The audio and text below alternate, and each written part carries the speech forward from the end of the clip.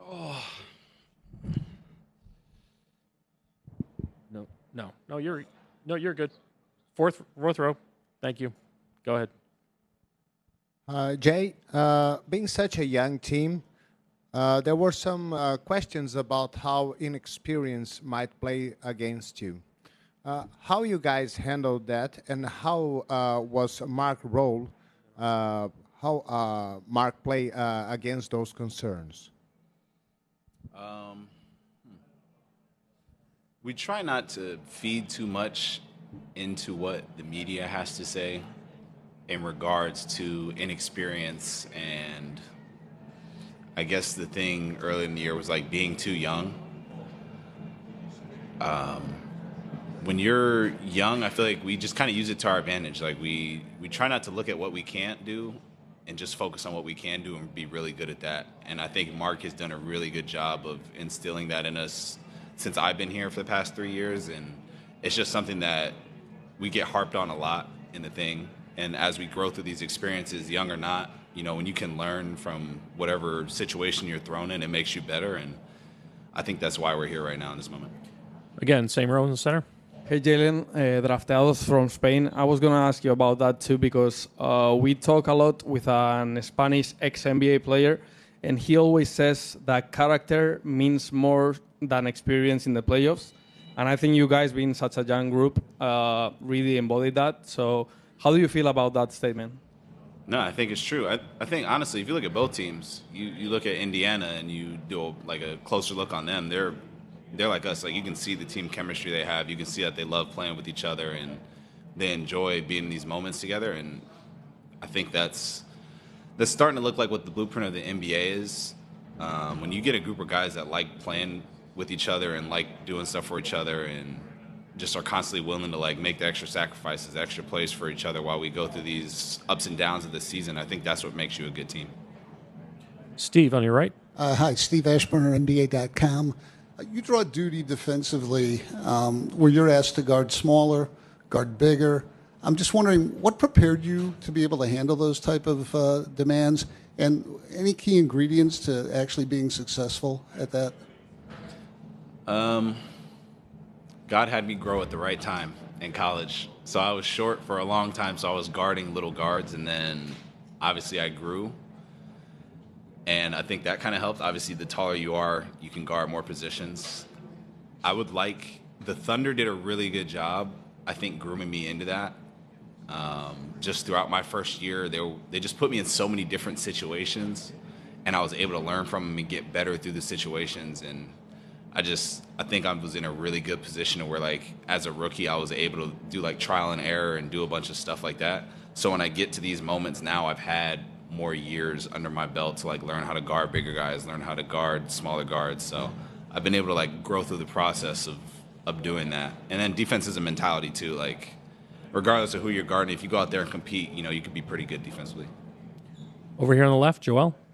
Joel Lorenzi, the Oklahoman. Dub, you said after the Denver series, I believe, that you hadn't really slept leading up to Game 7. How have you sort of handled the emotions leading up to the series? How have you digested this, and have you had time to sort of put into perspective, what it means for you to be in the finals in year 3? I haven't really wrapped my head around the fact that I'm in the finals.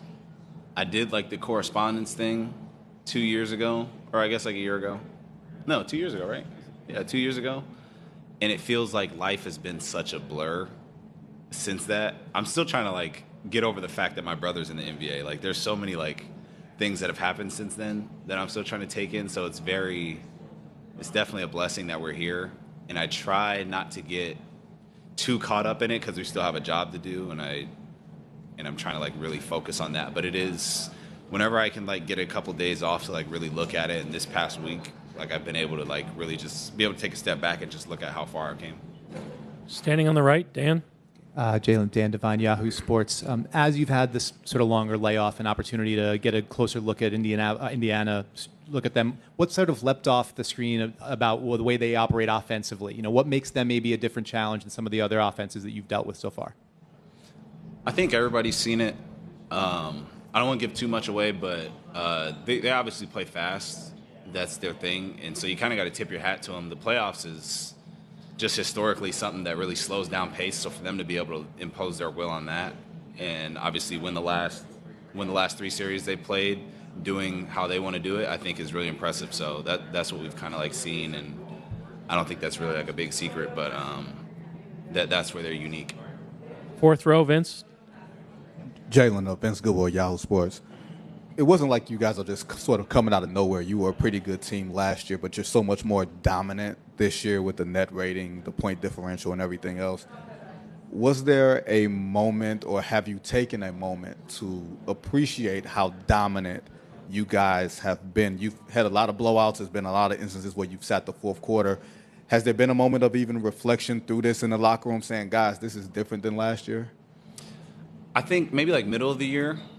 I think not having bigs, like you remember like Hart and Chet were out for like a good majority of the season too. I think for us to be as successful as we were during that, I think was a big moment for us. But at the same time, it's a very like weird position you get put in because you want to look back at the regular season, but you really don't get any regular season awards. You know what I mean? So, and I think just the playoffs come up so fast, you can't really look back at it. So hopefully, we're trying to win the finals. That's where where our focus is, and we can look back on this later on. But I would just say the middle of the year was more like where our confidence got going from that.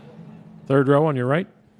Hey, Jalen. Scott Kamsel from The Score. I'm just curious, playing alongside Shea as long as you have, what's the biggest thing you've learned from even being around him, playing with him, anything like that? His mentality. He's just a winner. Like, he just has a I'm going to get it done mentality, and I think that's kind of rubbed off on the rest of the team. You can always see he doesn't make excuses, and I think that just bleeds over into the team. So I would say I've probably taken that from him, and I think I think that's where he's grown up to, just as a leader. And I'm not saying that he wasn't early on in his career, but I think just for our team, he's been really good leading us that way, and he's a good lead by example. David Aldridge in the back right. Okay, told you who I am. The success on the court obviously expresses itself in terms of bringing you guys closer. But I wonder, how has the city and the region kind of gotten into everybody's skin to feel like this is a great place to be, this is a great place to operate? I've honestly felt like the energy from the city since I've been drafted. Like, when I got here, there was a ton of people outside the hotel, like, waiting to see us and congratulate us. I always compare it to, like, a small local, like, high school football team being really good, and the city around them kind of like gathers around them. Like, that's how Oklahoma is. But it's with that, with like the whole state. Like, everywhere we go, I've been met with like love since I've been out here, and it's been a really cool experience. So I'm really happy that I get to be a part. Even the past 2 years, like, I get to be a part of 2 really good teams, and I think it just brings the city more and more life. And I'm happy that we get to like bring that back to here. Over here in the fourth row, third seat in. There you go.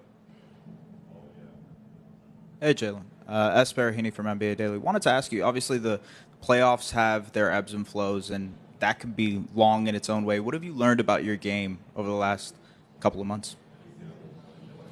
I wouldn't say I've learned anything new about my game, but I think what I've learned is there's highs and lows with every series. There's highs and lows with every game. And the more that you can stay even throughout it all, the better off you'll be. And I think that's where I found a lot of my success. Thank you, Jalen. Cool. Thanks, guys.